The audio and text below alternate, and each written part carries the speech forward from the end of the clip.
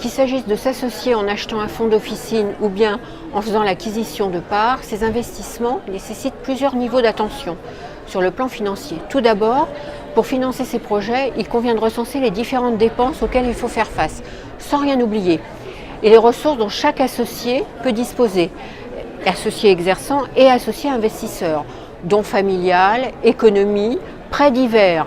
J'entends par là prêt familial, prêt bancaire classique ou en partenariat avec des groupements ou grossistes. Soulignons qu'en cas d'achat de parts, il faut s'intéresser aussi aux dettes de la société d'exploitation, SEL par exemple. Il faut notamment voir si le prêt bancaire doit être maintenu en l'état ou le réétaler dans la durée pour alléger le remboursement. Ensuite, il est indispensable de réaliser avec ces conseils le prévisionnel d'activité, chiffre d'affaires, autres recettes et les charges d'exploitation dont la rémunération des associés exerçants qui devra être correctement calibrée.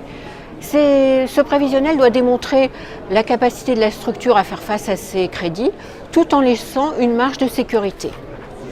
Dans le cas d'achat de parts par une ou des sociétés holding SPFPL constituées par les pharmaciens associés, la SEL doit pouvoir distribuer des dividendes en rapport avec les charges de remboursement des crédits contractés pour acheter les dites parts.